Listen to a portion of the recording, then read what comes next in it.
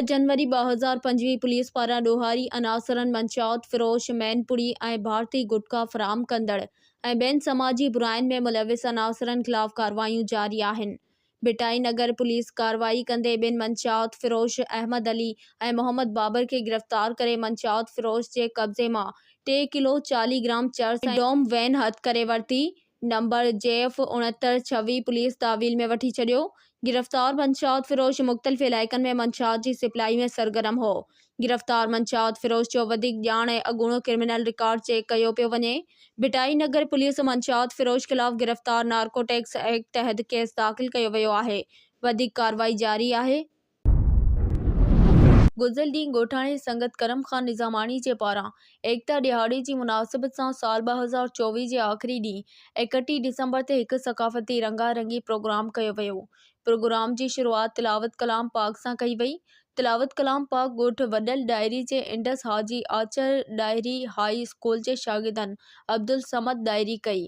उन खां अलावा ॻोठ जुमो कलोड़ो जे सेकेंडरी स्कूल जे शागिर्दनि, ॻोठ बाकिर ख़ान निज़ामाणी जे हायर सेकेंडरी स्कूल जे शागिर्दनि ऐं ॻोठ Wadal Dairi higher secondary school जे शागिर्दनि ऐं ॻोठ Karam Khan Nizamani higher secondary school ऐं the sky English medium school Qasim Bugio जे शागिर्दनि तक़रीरूं कयूं ऐं टेबलोस पेश करे सक़ाफ़ती ॾियारे जी शिरकत जा दिल मोहे विधा।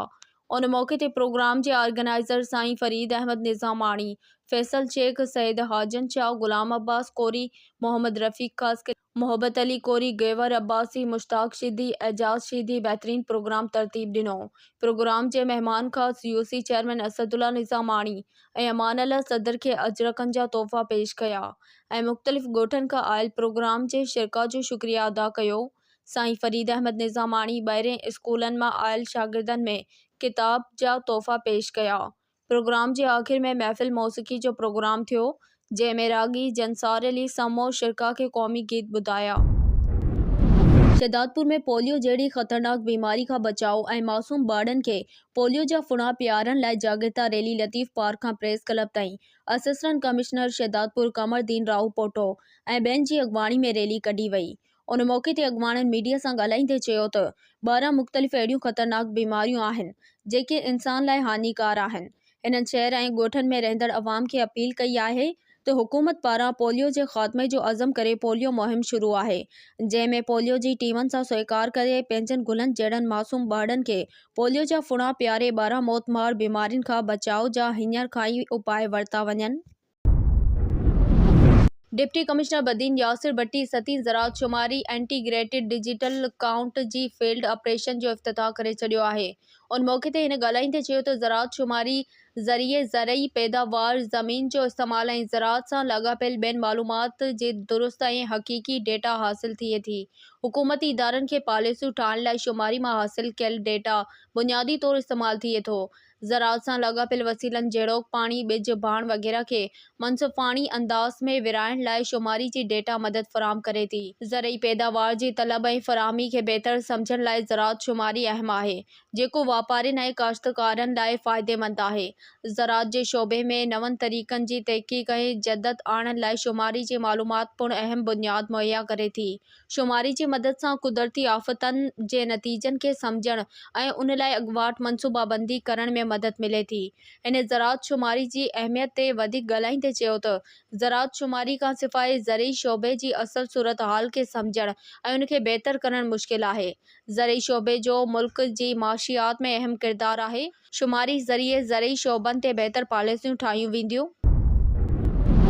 सिविल अस्पताल तलार जी नई बिल्डिंग जो तामीराती कम गुज़िर 2 सालनि खां रोलड़े जो शिकार हुअण ख़िलाफ़ जमायत उलमा इस्लाम पारां सिविल अस्पताल तलार खां पियादल एहतजाजी रैली कढी शहर जे main Hyderabad Badin bus stop ते एहतजाजी धरणो हंयो वियो आहे। एहतजाजी धरणे में जमायत जे कारकुननि समेत SDP, GDA, जमायत इस्लामी ऐं सियासी समाजी अॻवाननि ऐं शहरियुनि वॾे अंग में शिरकत कई आहे। धरणे सबबि टंडोबागो, मिठी, हैदराबाद समेत मुख़्तलिफ़ शहरनि ॾांहुं वेंदड़ गाॾियुनि जूं क़तारूं लॻी वयूं। उन मौक़े ते अॻवाननि ज़िले अमीर मौलाना अब्दुल वाहिद फारूकी, तालका अमीर मुफ्ती अब्दुल समद जमाली, मुफ्ती अब्दुल रहीम दिलवानी, SDP अॻवान मज़हर हुसैन कहरी, नवाज़ जतोई ऐं ॿियनि चयो त 28 साल गुज़री चुका आहिनि तलार खे तालके जो दर्जो मिले, पर सिंध हुकूमत पारां 25 सालनि खां पोइ रूरल हेल्थ सेंटर तलार खे तालका अस्पताल जो दर्जो ॾेई तालका अस्पताल जी नई बिल्डिंग मंज़ूर कई वई। जंहिंजो बि तामीराती कमु गुज़िरियल 2 सालनि खां रोलड़े जो शिकार आहे, जंहिं जे करे तालके तलार जे 2 लख खां वधीक आबादी सिहत जी बुनियादी सहूलियतुनि खां महरूम आहे। तलार समेत पसगरदाई जा ग़रीब मिस्किन माण्हू सिहत जे बुनियादी सहूलियतुनि लाइ ॿियनि शहरनि में दरबदर थियण ते मजबूर आहिनि। हिननि वधीक चयो त इस्पताल जी इमारत जो कमु हेल्थ डिपार्टमेंट ऐं ठेकेदार जी मिलीभगत जे करे बंदि पियल आहे ऐं इस्पताल जो कमु मुकमल न थियण सबबि हितां जा शहरी ऐं ग़रीब मिस्किन लाचार माण्हू एक्स-रे, अल्ट्रासाउंड टेस्टनि ऐं ॿियनि सहूलियतुनि लाइ ॿियनि शहरनि में दरबदर थियण ते मजबूर आहिनि। तालके बार एसोसिएशन कंडियारो में नायब सदर वकील अल्ताफ हुसैन एसबाणी जे सॾ ते नए साल ऐं नई चूंडिजी आयल तालके बार एसोसिएशन जे उहिदेदार वकील भाइरनि जे मान में प्रोग्राम रखियो वियो, जंहिं में नौशेरो फिरोज़ भरिया मेहराबपुर ऐं कंडियारो बार जे वकीलनि वॾे अंग में शिरकत कई। प्रोग्राम जो आगाज़ क़ुरान मजीद जी तिलावत सां करे हम्द ऐं नात पढ़िया विया। प्रोग्राम में मेहमान ख़ास सिंध बार काउंसिल जो मेंबर ज़िले नौशेरो फिरोज़ बार जो बहादुर वकील अब्दुल सत्तार लोहराणी हुआ। प्रोग्राम खे ख़िताब कंदे नायब सदर वकील अल्ताफ हुसैन एसबाणी चयो त मां सभिनी वकीलनि जो शुक्रगुज़ार आहियां जिन असांखे वोट ॾेई कामयाब कयो। हिन वधीक चयो त तालके बार जी भलाई लाइ तालके बाडी सां गॾिजी कमु कंदासीं ऐं हर विख ते वकील भाइरनि सां गॾु आहियूं ऐं गॾु रहंदासीं। उन ख़ुशी जे मौक़े ते ज़िले जॉइंट सेक्रेटरी वकील आज़म मेमण, वकील आबिद अली राजपूत, वकील मोहब्बत खान बालादी, सदर नदीम अहमद मलक, वकील अज़हर अली मेमण, वकील सैयद नायाब शाह ऐं वकील अला वरायो समेत सभिनी वकीलनि खे सिंधी टोपी ऐं हार पाराए मिठाई खाराई वई। अफ़सोसनाक ख़बर तलार लॻ यूनियन काउंसिल पीर अली बहादुर शाह जे ॻोठ जुमो मला में ज़मीनी तकरार तां मला बिरादरी जे 2 धुरियुनि में जहिड़ो थी पियो आहे।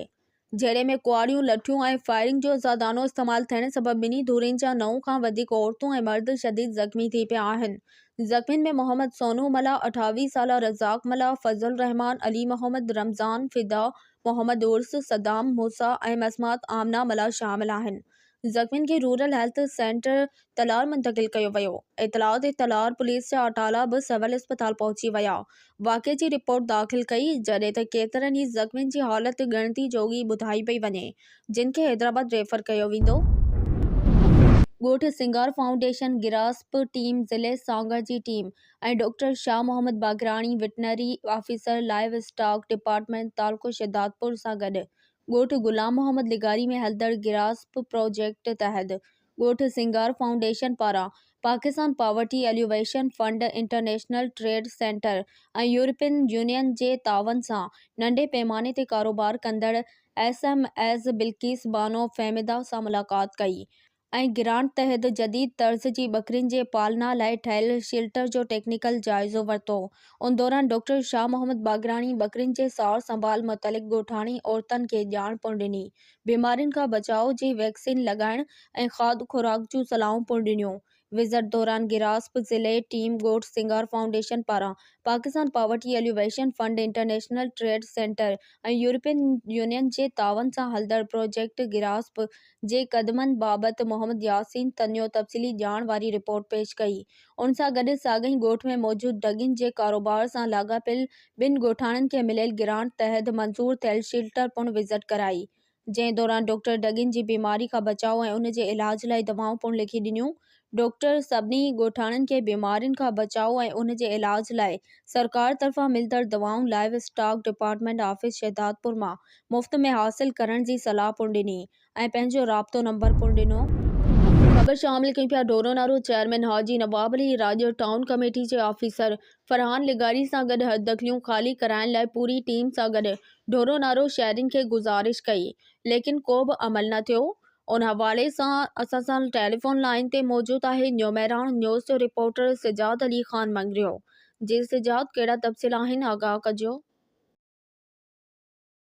जी बिल्कुल, ढोरनारो चेयरमैन हाजी नवाब अली राजा टाउन कमेटी जे ऑफिसर फरहान लगारी सां गॾु हद दख़लियूं ख़ाली कराइण लाइ पूरी टीम सां गॾु ढोरनारो शहरियुनि खे गुज़ारिश कई, लेकिन को बि अमल न थियो। वाजिब ॾिसिजे छा थो थिए, ढोरनारो शहर जे विच वारी गली लाइ पेवर ब्लॉक वारो रोड बि मंज़ूर थियो आहे, उहो बि 2 नंबर कमु ठेकेदार कराए रहिया आहिनि। केर बि चवण वारो न आहे। ऐं ॿियो वरी हद दख़लियूं बि इंतिज़ामिया हटाइण में नाकाम। हद दख़लियूं न हटाइण सबबि कमु बि ठेकेदार बंदि करे छॾियो। इंतिज़ामिया खे जल्द नोटिस वठी कमु शुरू कराए ॾिनो वञे। ढोरनारे वासी जी ठीक है सिजात, तफ़सील ॾियण लाइ महिरबानी।